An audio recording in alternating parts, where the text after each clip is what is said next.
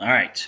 Part three is what we're starting now. I left off with mechanical solidarity, the idea of unity achieved by people doing the same type of work, holding similar values, referencing kind of the idea of going back to like a rural community, um, and how all of them farming and involved in a lot of different type of agriculture, or at least in some form of agriculture. They might not actually be a farmer, but they might work in the processing of maybe a farm good, okay, or the shipping of a farm good. And oftentimes within those, there's these similar values within it. You can think of it almost as like regions of our country or cities or parts of that as this kind of idea of mechanical solidarity. And then organic solidarity, which is the last one we're going to take a look at, is social unity in which members' interdependence is based on specialized functions and statuses.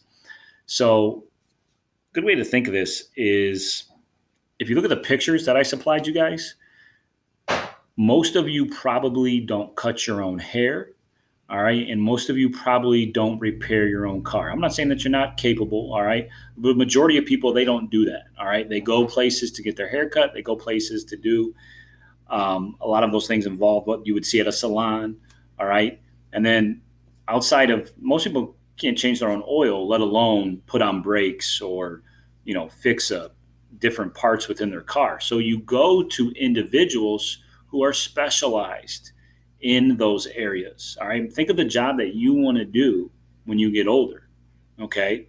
Is it something that I could walk into on day one and do just as good as you without any type of training? That means you're probably easily replaceable.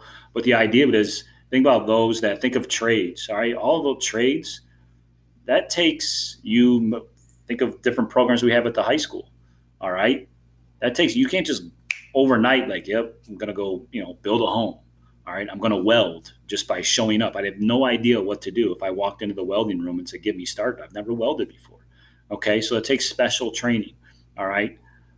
That you're going to have to go through. And so we depend on these people with these functions. And that's what helps us as a post-industrial society really kind of help function too.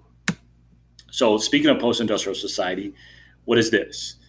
Your present day life, a society in which the economic emphasis is on providing services and information.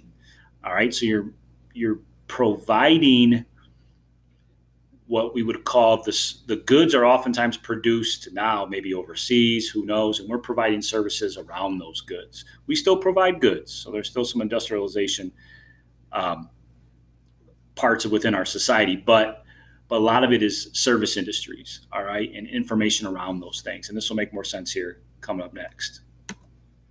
So, five major characteristics of a post-industrial society. Majority of labor forces are employed in services rather than agriculture or manufacturing.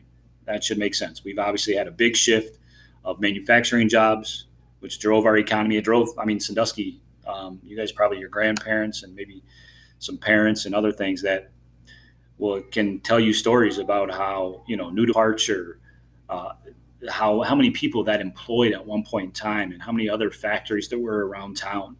All right. So when manufacturing left, our population went down. All right, our average income went down because the jobs changed and shift. All right, so also white collar replaces blue collar. What is this a reference? The white collar jobs are, think of those service industry jobs.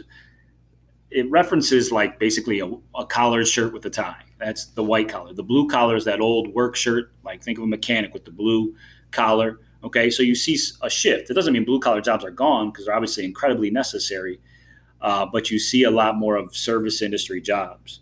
But we still need, obviously, a lot of blue collar workers around here to do some of those basic things. So, technology is key organizing feature. All right. Knowing how to use technology is very important and it helps you function within our society.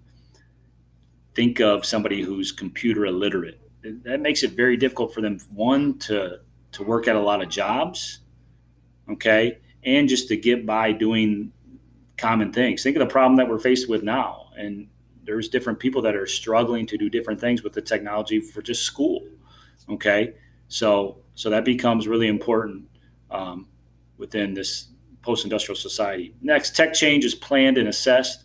All right, it's always thought of. We're always thinking moving forward and assessing where things can go and planning out what can be next. And that's just society as a whole as it moves.